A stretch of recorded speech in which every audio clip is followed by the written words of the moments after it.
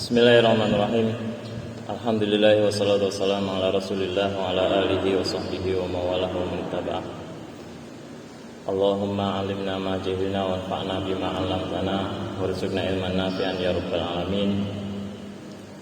Rabbi shrah li sadri wa yassir li amri wahlul 'uqdatam min lisani yafqahu qawli. Tsumma amma ba'd. Hayyikum jami'an bi tahiyatil Islam. Assalamualaikum warahmatullahi wabarakatuh. Para ikhwan dan akhwat yang Allah muliakan, alhamdulillah segala puji bagi Allah Subhanahu wa taala. Pada subuh hari ini, tepatnya di hari Rabu tanggal berapa Hijriah para ikhwan sekalian? Tanggal 8 Hijri, tanggal 8 Muharram 1445 Hijriah. Nah, pada kesempatan yang baik subuh hari ini, saya akan menjelaskan tentang puasa Asyura yang 2 hari lagi atau lusa akan kita temui. Para ikhwan sekalian, puasa Asyura di tanggal 10 Muharram ini adalah puasa yang sangat populer. Bukan hanya di masa Nabi Muhammad SAW diutus sebagai Nabi, bukan hanya di masa Islam, tapi juga di masa dahulu, di kalangan orang-orang Yahudi, di kalangan orang-orang Nasrani, bahkan di kalangan orang-orang kafir Quraisy Makkah. Kalau kita lihat tarikh at-tasyri', sejarah pensyariatan, sebagaimana halnya banyak syariat-syariat yang mengalami fase-fase sejarah, seperti puasa Ramadan dan yang lainnya, seperti sholat juga. Begitu juga puasa Asyura, puasa tanggal 10 Muharram.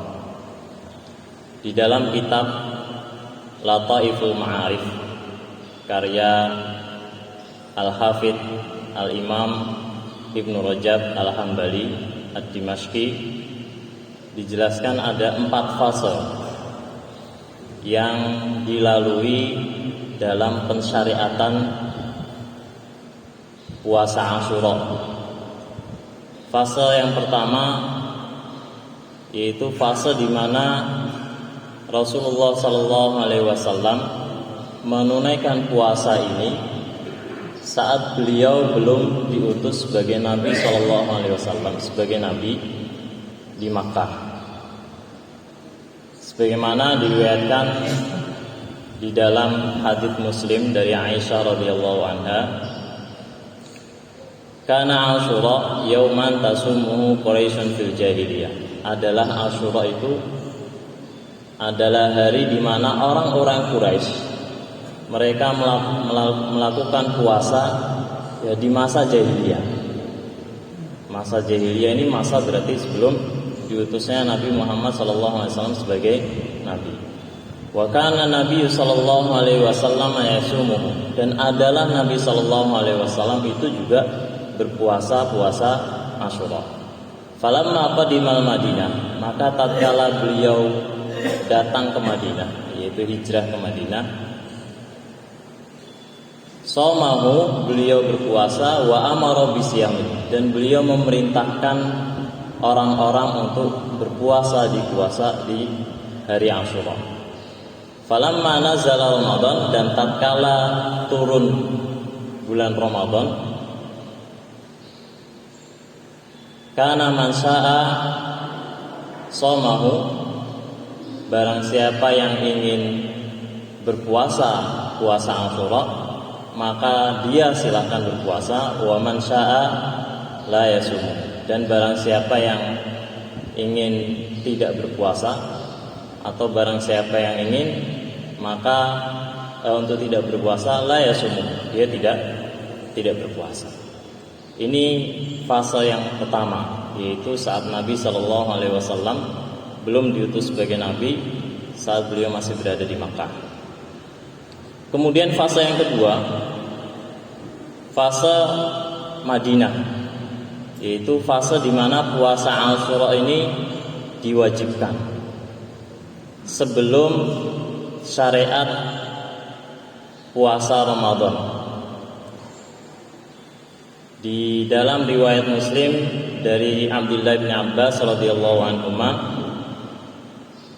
beliau mengatakan, lamma qadiman Nabi sallallahu alaihi wasallam al-Madinah, tatkala Nabi sallallahu alaihi wasallam tiba di kota Madinah, ra'al yahud wajadal yahud tasumu yauma Asyura. Beliau mendapati orang-orang Yahudi, mereka berpuasa di tanggal 10 Muharram. Faqala Nabi sallallahu alaihi wasallam, lalu Nabi sallallahu alaihi wasallam bertanya kepada mereka, "Ma hada?" Ini puasa apa? Kemudian atau mengapa mereka berpuasa di tanggal 10 Muharram juga? Faqalu, lalu orang-orang Yahudi itu mengatakan, innahu yaumun najjallahu fihi bani Israil min aduwwihim.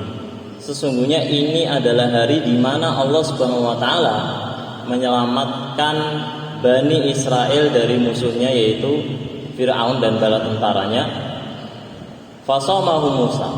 Lalu sebagai bentuk syukur Nabi Musa alaihissalam atas karunia yang Allah berikan karena telah menyelamatkannya dan Bani Israel dari bala tentara Fir'aun, Musa pun berpuasa. Maka apa kata Nabi sallallahu alaihi wasallam? Faqala Nabi sallallahu alaihi wasallam, nahnu ahaqqu bi Musa minkum. Kami umat Islam lebih berhak untuk mengikuti Musa daripada kalian. Fasamahu, lalu Nabi sallallahu alaihi wasallam pun berpuasa, wa amaran nasa bisiyami, dan memerintahkan orang-orang, para sahabat saat itu untuk berpuasa di puasa Asyura.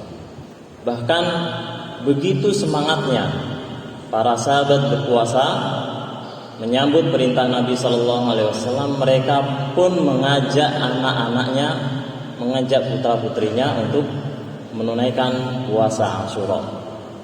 Sebagaimana diriwayatkan di dalam riwayat Bukhari dan Muslim dari Rubai binti Muawwid radhiyallahu anha, ia berkata, arsala Rasulullah sallallahu alaihi wasallam hudatal Asyura ila Qura Ansar. Rasulullah sallallahu alaihi wasallam mengutus seseorang di pagi hari di tanggal 10 Muharram kepada kampung-kampung di Madinah. Faqala, utusan itu mengatakan, menyampaikan pesan dari Nabi sallallahu alaihi wasallam, man asbaha shaiman, man asbaha muftiran falyutim baqiyata yaumini. Barang siapa yang berpagi hari dalam keadaan sudah makan, maka hendaknya sempurnakanlah puasanya, atau berhenti dari makan dan sempurnakan hingga sisa hari, yaitu hingga waktu maghrib tiba. Jadi saat itu ketika Nabi sallallahu alaihi wasallam mendapati orang-orang Yahudi menunaikan puasa Asyura, beliau merasa berhak dibandingkan mereka, lebih berhak dibandingkan mereka untuk mengikuti Nabi Musa alaihissalam melakukan puasa Asyura. Kemudian beliau memerintahkan para sahabat dan beliau memerintahkan seseorang untuk menyampaikan pesan kewajiban puasa Asyura. Bahkan mereka para sahabat apabila di pagi harinya setelah waktu subuh terlewati ada yang makan, kemudian sampai pesan ini kepada mereka, mereka menghentikan iftarnya, kemudian berpuasa, kemudian berpuasa dan menyempurnakan puasanya hingga waktu maghrib. Waman asbaha shaiman, dan barang siapa yang sudah berpagi hari dalam keadaan puasa, falyasum, maka hendaklah dia teruskan puasanya. Ini fase yang kedua, yaitu fase di mana Rasulullah Shallallahu Alaihi Wasallam memerintahkan para sahabat untuk berpuasa, sehingga puasa Asyura itu di fase Madinah pertama itu menjadi puasa yang wajib ditunaikan oleh kaum muslimin. Bahkan dalam riwayat Rubai binti Muawid tadi dijelaskan, faqalat kunna nasumuhu ba'd, lalu kami berpuasa setelah sampai pesan dari Rasulullah SAW, wa nusawwimuhu sibyanana sighar, dan kami mengajak putra-putri kami untuk berpuasa. Ada kejadian unik para sekalian. Bagaimana cara mereka, para sahabat ini, mengajak anak-anaknya berpuasa dan menyemangati anak-anaknya itu untuk berpuasa, dan membuat mereka lalai dari hal-hal yang mengingatkan mereka pada rasa lapar dan bertahan untuk puasa hingga waktu maghrib. Kata Rubai binti Muawid, wa naj'alu lahum, dan kami menjadikan untuk anak-anak kami al-lu'bata minal ihan, permainan dari bulu, wa nadhabu bihim ilal masjid, lalu kami mengajak mereka anak-anak itu untuk pergi ke masjid. Fa idza baka ahadun minhum 'ala ta'am, apabila ada anak kami, salah satu dari anak kami yang menangis karena ingat makan, karena lapar dan ingin makan, a'tayna hudaka, kami berikan mainan itu kepada mereka. Sehingga mereka lalai atau mereka lupa dari rasa laparnya itu dengan bermain, lalu bertahan untuk tetap berpuasa hatta yakuna indal iftar, sampai waktu iftar tiba. Ini fase yang kedua. Lalu fase yang ketiga, yaitu fase di mana puasa Asyura sudah tidak lagi diwajibkan karena bersamaan dengan turunnya kewajiban puasa Ramadan.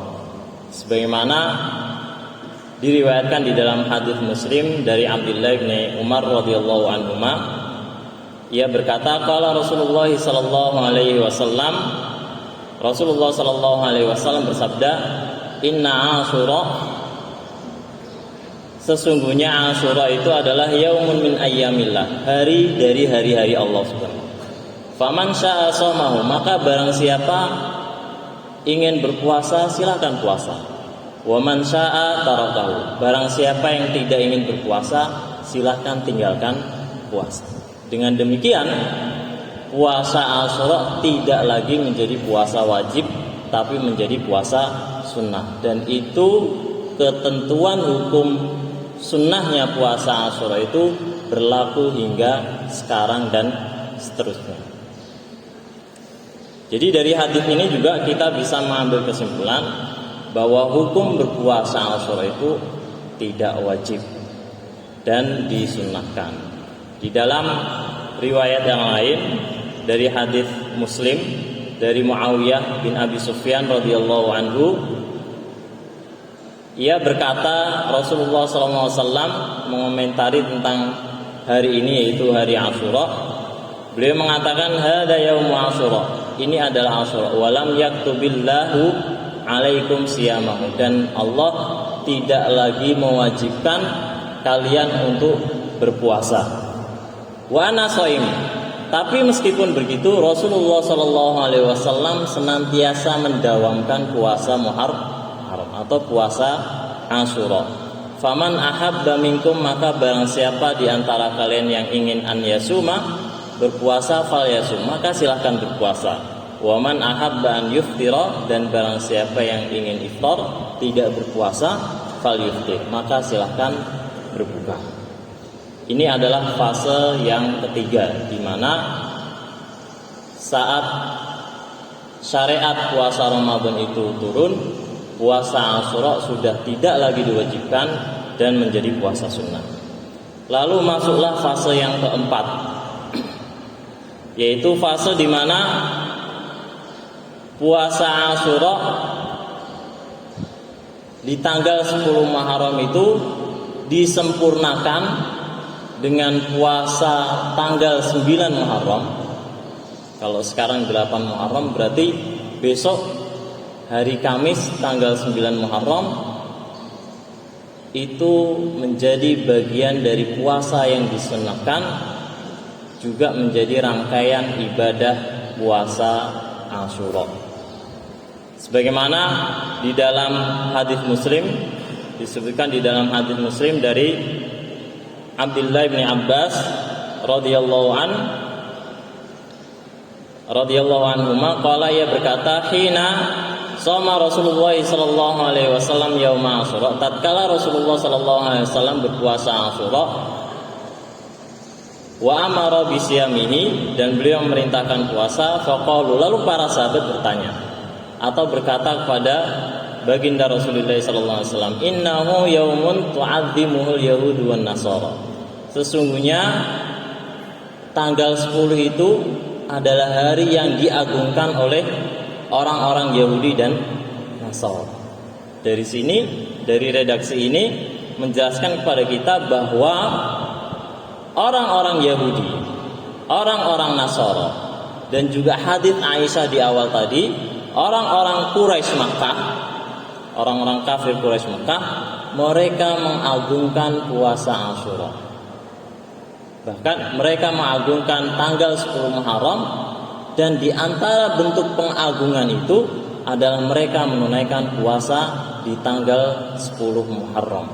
Bahkan orang-orang kafir Quraisy terbiasa memperbaiki atau membersihkan dan mencuci kiswah Ka'bah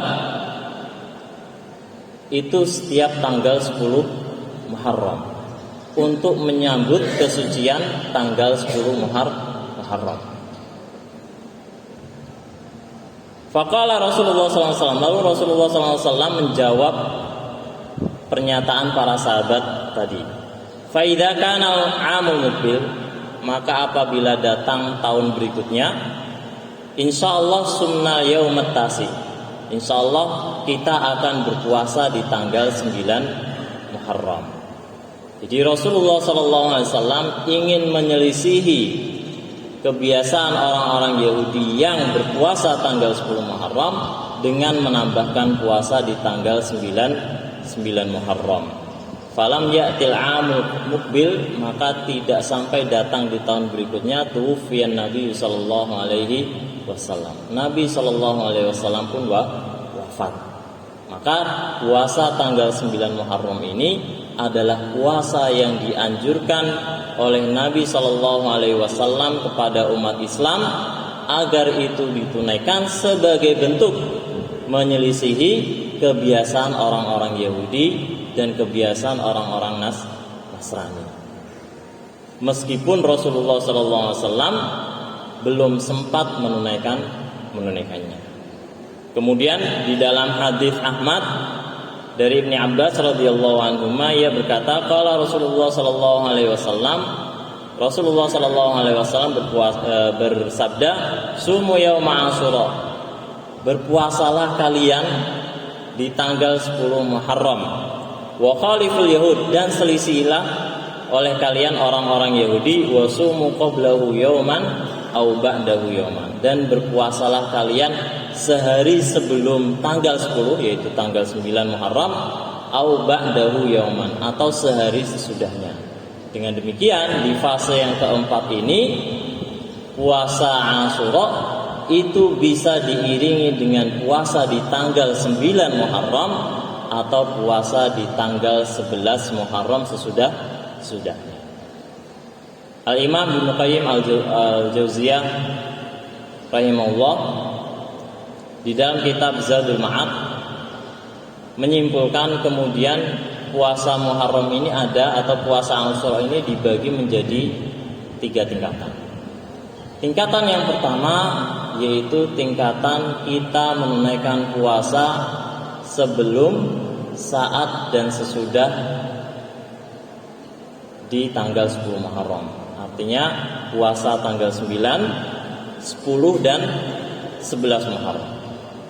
Tingkatan yang kedua ini adalah tingkatan yang paling populer, yaitu di dalam riwayat-riwayat hadits, yaitu puasa di tanggal 9 dan tanggal 10 Muharram, atau puasa tanggal 10 dan 11.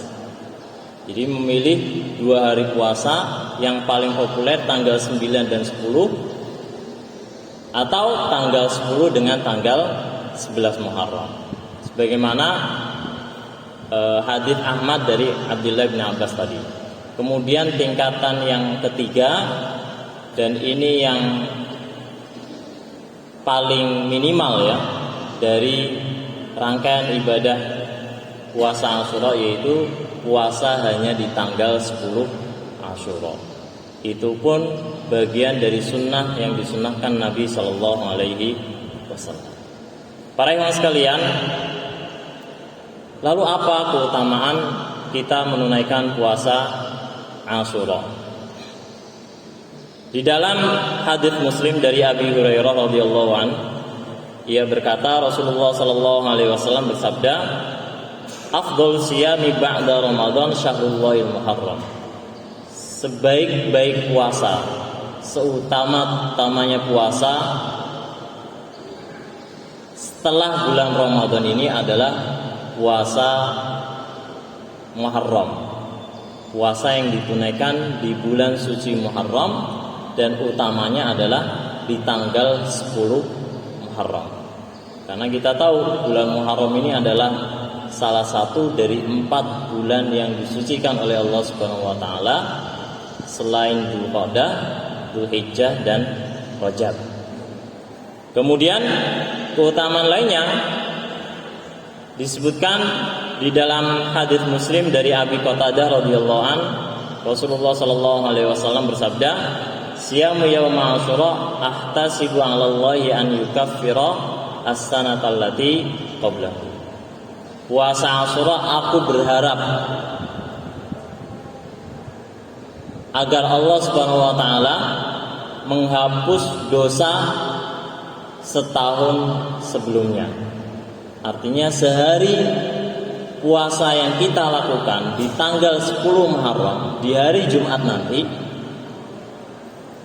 itu Allah Subhanahu wa taala janjikan bila kita menunaikan iman wa ihtisaban, dengan keimanan dan mengharapkan pahala oleh Allah dari Allah Subhanahu wa taala, maka Allah Subhanahu wa taala akan menghapus 365 hari yang sudah kita lalui sebelumnya atau setahun sebelumnya. Kemudian di dalam hadits Al-Bukhari dari Ibnu Abbas radhiyallahu anhuma disebutkan tentang betapa semangatnya Nabi sallallahu alaihi wasallam menunaikan puasa Asyura. Beliau mengatakan, "Ma ra'aitu Rasulullah sallallahu alaihi wasallam yataharra siyama yaumin faddalahu ala ghairihi illa hadha syahr, yakni illa yaum Asyura, illa hadha yaum Asyura wa hadha syahr syahr Ramadan." Tidak pernah aku melihat Rasulullah sallallahu alaihi wasallam begitu serius, begitu peduli untuk menunaikan puasa satu hari yang ia utamakan dibandingkan hari-hari lainnya selain hari ini, yaitu Yaum Asyura tanggal 10 Muharram wa hadzal syahr, dan bulan ini yaitu bulan Ramadan. Para imam sekalian, tidak ada yang paling kuat mendorong kita untuk menunaikan puasa 10 Muharram, dan semoga tidak ada di antara kita yang berpikir berniat untuk tidak menunaikan puasa Muharram selain karena adanya jaminan dari Allah Subhanahu wa taala, dan itu menjadi keinginan kuat kita bahwa Allah Subhanahu wa taala akan menghapus dosa-dosa kita setahun sebelumnya. Dan tidak ada yang paling kuat kita inginkan dari ibadah-ibadah yang kita lakukan, diantaranya ibadah puasa Asyura tanggal 10 Muharram itu, selain keinginan kita agar Allah Subhanahu wa taala menghapus dosa-dosa kita. Allah Subhanahu wa taala mensifati sifat orang-orang yang beriman tatkala disampaikan kepada mereka janji ampunan di balik ibadah-ibadah yang Allah Subhanahu wa taala perintahkan untuk kita tunaikan, agar kita segera bersegera menyambut ampunan itu dan bersemangat untuk menunaikan ibadah-ibadah. Allah Subhanahu wa taala mengatakan, wasari'u ila maghfiratin min rabbikum wa jannatin 'arduhas samawati wal ardh. Dan bersegeralah kalian untuk menyambut ampunan dari Allah Subhanahu wa taala dan surga yang luasnya seluas langit dan bumi. Para ahli tafsir ada yang menafsirkan makna maghfirah ini adalah salat.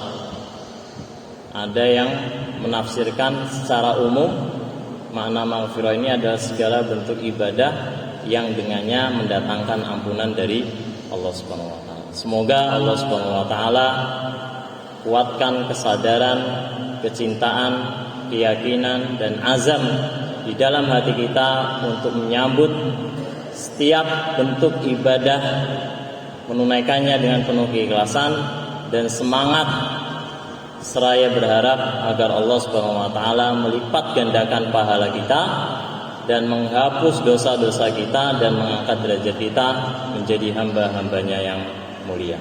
Barakallahu fikum, hadanallahu wa iyyakum wa afa minkum, wallahu a'lam bissawab. Subhanakallahumma wa bihamdika asyhadu an la ilaha illa anta astaghfiruka wa atubu ilaik. Hadanallahu wa iyyakum wa afa minkum. Assalamualaikum warahmatullahi wabarakatuh.